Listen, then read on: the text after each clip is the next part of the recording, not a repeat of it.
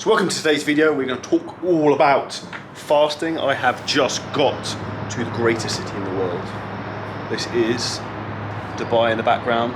I've just fasted for 23 hours to get here, and what I'm talking to you today about is why fasting is really, really important for traveling and why you should be doing this when you're going on long haul flights. Dubai is also awesome because I've just ordered, it's got delivered in 15 minutes, the world's biggest poke bowl. Now, when it comes to fasting, this is one of the most common questions I get asked a lot about is it beneficial, when should I do it? So as I started at the beginning of this video, the main time I would suggest people fast is when they're traveling. Now, there's various different reasons for this. So to give yesterday's example, my flight was at 9:15 in the morning, so I didn't eat before the flight. I had my last meal about 8 o'clock the night before. I then flew all the way to Dubai and then didn't eat until like 11:30 Dubai time. So that's like nearly 24 hours in terms of not eating. So the benefit for this in that respect is twofold. So number one, for convenience and less hassle, I don't have to eat shitty plane or airport food, which I would highly advise not doing. Even in business class, I wouldn't do that.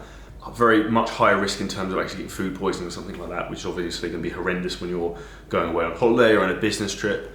For example, I just went on holiday to Finland. A family member ate in the airport, got very sick. Actually, 2 people out of the 4 of us ended up being ill, and I wasn't because I didn't eat that crap. So don't eat plain food, don't eat shit in the airport, don't eat stuff for the sake of it. It's just pointless. Obviously, for convenience as well, you could obviously take your own food. I used to do it. I wouldn't necessarily meal prep 5 meals and take it with me on the plane. Like, it is a bit of a ball ache and highly impractical. Also, going through airport security, sometimes with a lot of food that can be funny, so that's something else to be aware of. And another sneaky tactic though, if you're going away on holiday and you know you're going to overindulge and you're going to enjoy yourself, which is awesome, like if you're having a break, that's really, really important, think about this logically. If you don't eat for nearly a day, and say for example, for me roughly my maintenance calories is say 3,300 calories roughly. Therefore, that means when I go, if I don't eat for a day, basically when I'm traveling, then when you get to your holiday, if you eat an extra 3,000 calories over the week by having your dessert, your glass of wine, or anything like that, guess what? It balances itself out over the week. Because this is what you need to learn in terms of fat loss. It's really important. It's not about how many calories you eat on a fucking day. It's how many calories over a week and over a month and over a prolonged period that actually counts. So you have to look at the calories, like calories over a week and over a period, not just within 24 hours, which is very, very powerful, which is why fasting in these sort of situations before going away can be very beneficial.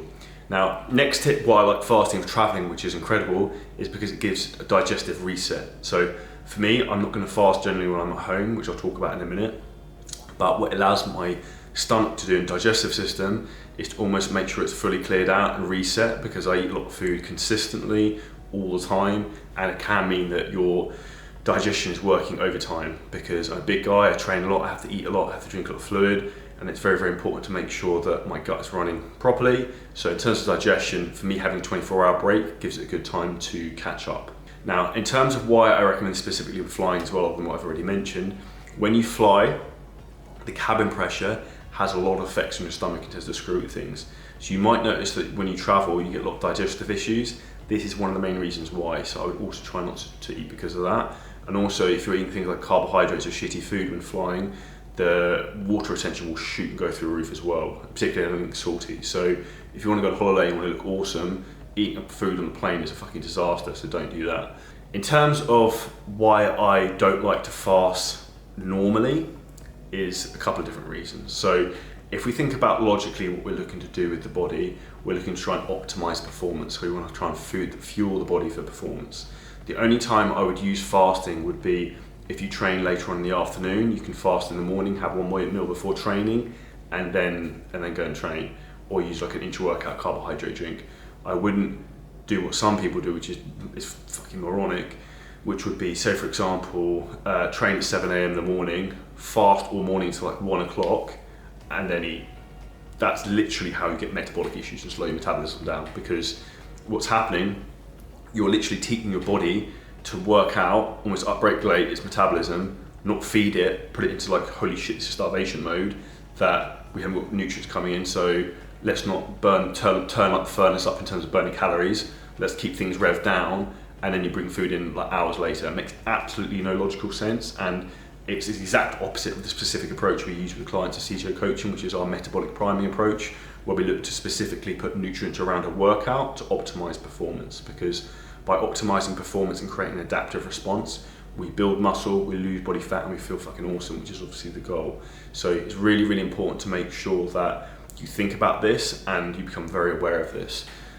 In terms of other benefits, why I like fasting sometimes in the morning and then train later on. Like this morning, I've done a lot of work. Got up at 5:30 here in Dubai, absolutely crushed it. Done loads and loads of bits. I thought maybe it's an awesome video for you guys.